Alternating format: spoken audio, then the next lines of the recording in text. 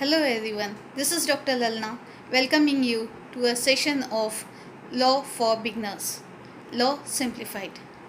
Today we are going to talk about self-defense, what rights we have and what are the restrictions on self-defense. It's given under section 96 to 106 in Indian Penal Code. Let's begin. Section 96 tells us that self defense is not an offense. That means it is not a crime. You cannot get arrested or punished for self defense. Self defense against our own body and for any other person's body. And there is also right for self defense for property. Maybe that can be our property or somebody else's property, but you can have that self defense against theft, robbery, mischief, or trespassing. This has been considered in section 97 of IPC. Now, if the person who is hitting us is not sane or that he is not in his proper senses, he is not aware of what he is doing, then also we have this right of self defense just as we are hitting any other normal person back. So, right for self defense is also against a unsound mind person. It is considered in section 98.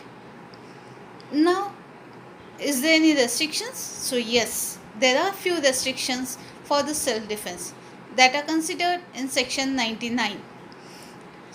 If any person who is acting in good faith and who is under the color of office, that means any public servant is acting in good faith and hitting us, then we don't have this right for self defense.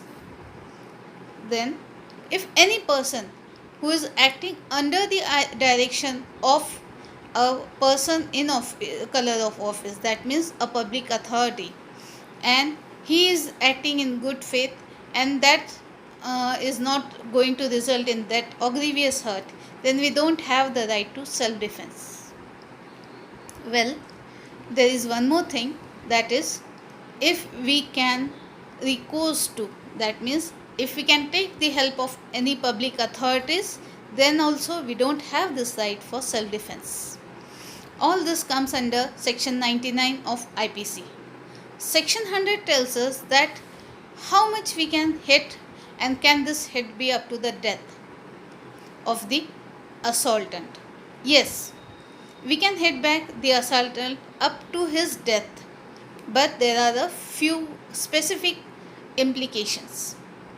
You can hit back that person till his death only in this specific few instances. One, if you feel or you are sure that whatever he is going to hit you is going to lead to your death, then you can hit him back till his death. Second, if he is hitting you in such a way that you are going to be severely hurt, then you can hit him to his death. If a person tries to commit, even attempts to commit rape, then you can hit him back till his death. If the person tries to do something unnatural with you, if he tries to impose himself on you, then also you have the right to kill that other person. If someone kidnaps you or abducts you, then also this right applies. If someone has confined you, means he has kept you enclosed in some place and you don't have any source or any means to reach for help to any public authorities or any person, then you have the right to kill that person. A recent amendment has been done in 2013 for the victims of acid. If someone has attempted to throw acid on you, then you can retaliate back and kill that other person. It is not necessary that that person has to do that act. It is only attempt is enough. It is told in section 102 that if someone hits you, then you can start through self defense as soon as you fear that you are in danger, and it will continue unless and until you feel that there is no more danger to yourself or to your properties. There is this self defense regarding your property.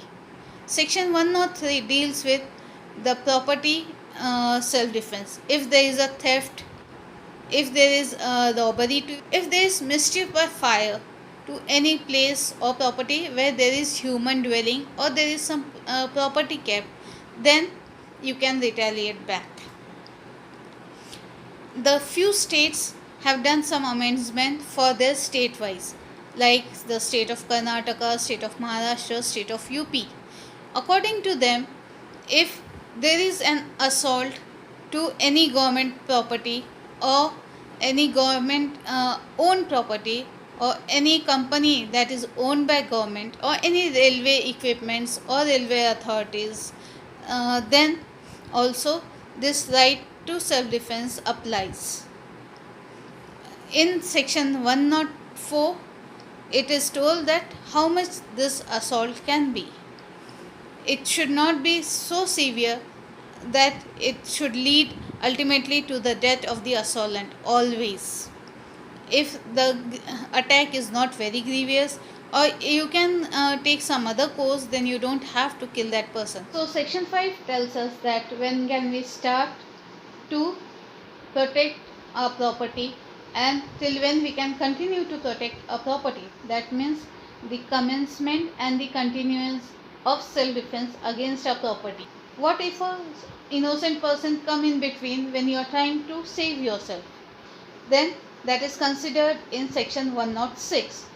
You have to try to save that other person if he is innocent, but if he gets hit by you during this time, then also it is not considered as a crime.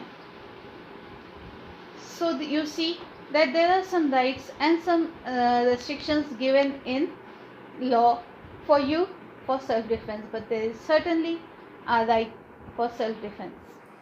A few famous cases to refer are State of UP versus Zalim in 1996, State of UP versus Roop Singh in 1996, and Vasudevrao More versus State of Maharashtra in 2001. So you see, we do have the right to private defense, that is not absolute but with some restrictions. So don't go tomorrow and think that you were hit some few days back and go and hit someone in the name of private defense. It can only be applied if it is at the instinct of someone beating you. I hope you found this video interesting and informative. If so, please like, subscribe, and don't forget to press the bell icon for further notifications.